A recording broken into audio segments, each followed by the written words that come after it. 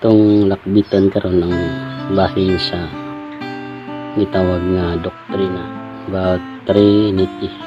Kaya ang word nga Trinity hindi mabasa sa, pero ang Amahan, Anak ug ang Espiritu mabasa. Nga naman gud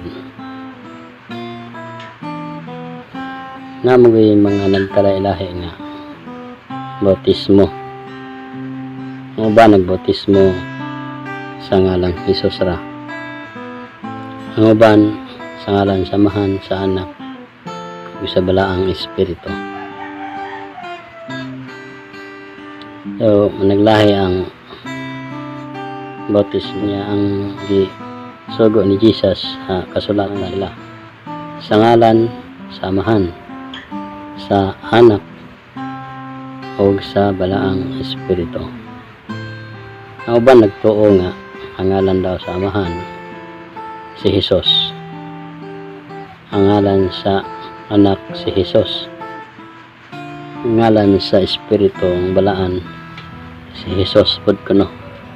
Kontradik sa Biblia, dili siya haum sa Biblia kung ingon ana ang atong pagsabot nga kung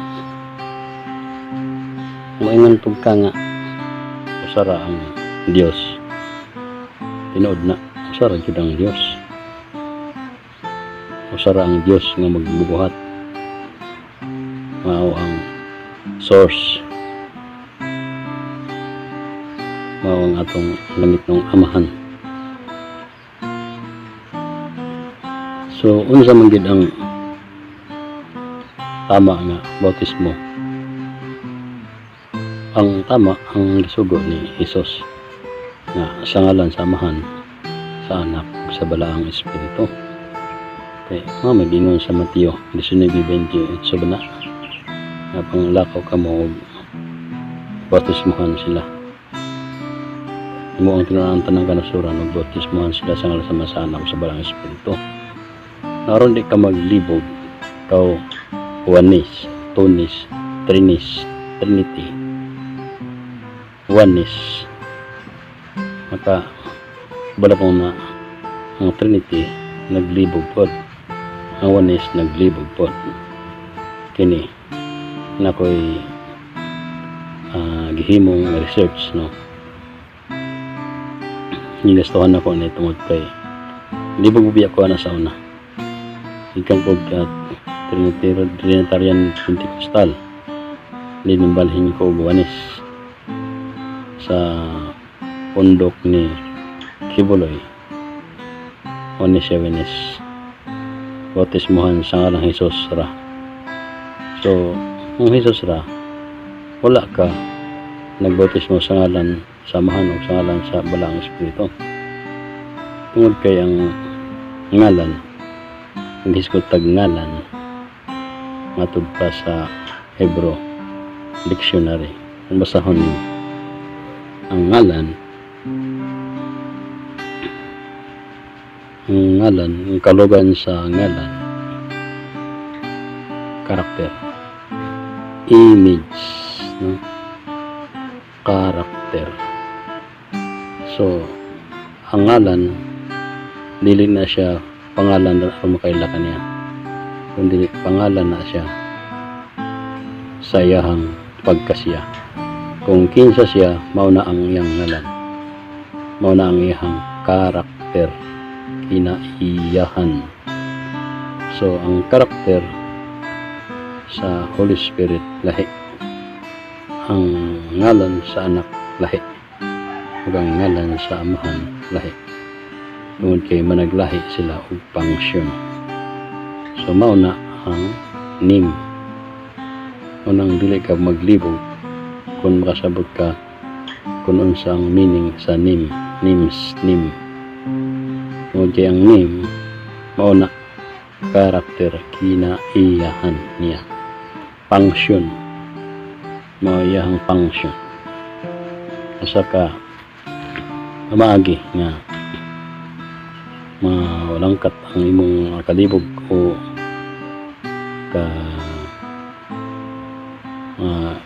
Ito na battle ba sa sulod?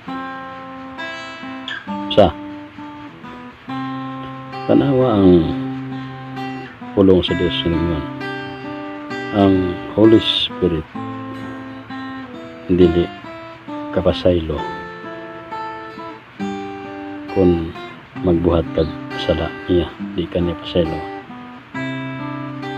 di ba? Kasi may pasabot anak sa anak daw pwede ka sayloon, pero sa palang espiritu dili. So ngano tungod kay wala siya sa karakter nga mo pasaylo, dili na function niya, kundi ang pasaylo ang amahan ra nga langiton. So ang trabaho sa balaang espiritu, dalon ka niya ngadto kang Kristo nga maoy makahinlo sa imong mga sala. Kay ang karakter kinaiyahan ni Jesus aron niyan ni aron sa pag-redeem sa unsang pagi inaagi siyang dugo ang giwala sa cross. So walay makaadto samahan kung dili moagi sa anak. So ang makalimpyo mao ang dugo Jesus, karon kung ang Holy Spirit nasubo. Kaya ang trabaho niya mao man ang pagkonbikto sa matag usa ka tawo aron nga motuo kang Hesus, aron nga mahatod niya ngadto kang Hesus. Nya karon kun nasubo siya sa matag usa nato, dalon pagkata niya sa makahinlo nato nga mao si Jesus. So yaan ta, dili ta niya konbiktahon,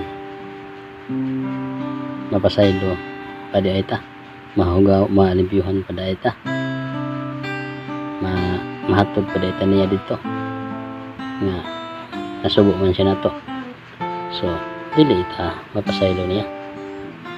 Mao na nga ang punto diha nga dili nato pasubon ang balaang espiritu or blasphemy nga buhat patok niya, kay itawag siya balaang espiritu, holy, wala gay sambog, pure, holy. Wala nga dili siya pwede panamas-tamasan kay balaan siya, Holy Spirit. So lahi og ngalan ang Holy Spirit, lahi og ngalan ang anak, lahi og ngalan ang amahan. Matod pa sa Revelation, basahon niyo, dunay bagong pangalan ang anak nga siya lamang ang nasayon. So ang ngalan sa Hebrew diha ka magbase. Ang meaning sa ngalan, karakter. So ano nga, dagag pangalan ang Dios, dili kay usara, karakter. Jehovah Nisi, Jehovah Rapha, Jehovah Sidkino, Jehovah Jireh, mga pangalan na ni Jehovah. Jesus Christ, I am the way, I am the truth, I am the life, I am Redeemer, I am the light. Ano na ang ngalan sa anak. So Redeemer, yan siya i-restore. So manay function. So ang ngalan, karakter, o ang function sa iyang pagka-Diyos.